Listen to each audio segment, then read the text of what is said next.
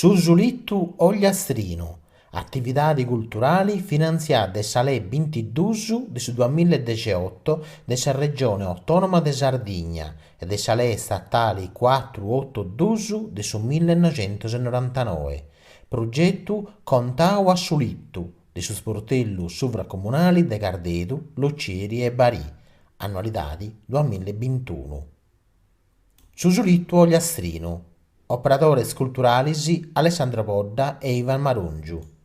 Susulittu è uno strumento della tradizione musicale sarda, antico meda. Si va di un sacanna del Rio. A seconda del suo luogo può tenere nomi diversi in un modo differente di duvari.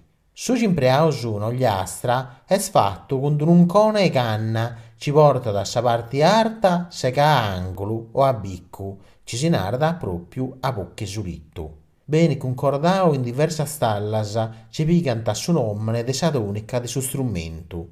In su bicco s'avere una ventanedda, accanto essi s'aria e accanto nasce di su sono. Sa ocche su sulittu serrà con uno tuppone fatto con su prusso de ortico. De su tuppone dipende de sa qualità di sonora des strumentos, difattisi regola se sia de s'aria in surmascio e sa ventana, ci mutteu speri s'invittu. I stampus ci modulan tar sonos 25, 4 a innanti e 1 in fatto. Povra biccare su sulittu, bisogna da cioccare canna ona, ci tocca da segare in sierru, quando porta da paguabba, ma tocca da pompiare per sa luna e s'ora giusta ponte da segare. Una ia segà tocca da lasciare stesonari ene, a su manco una pariche annusu. Passao questo tempo si può cominciare a traballare. De sa canna si scevera da sa parte in mellusu, contando tre nusu de su vundu, che risulta sa parte più forte e non troppo grussa de sa canna. Sortigo, quando viene d'impreao per fabbricare su tuppone, deve essere de sa mellus qualitadi e su più compatto possibili. Su modo concordare su solittu cambia da un luogo a s'altro e dipende dai peri, dei cini duvati e della pratichezza sua.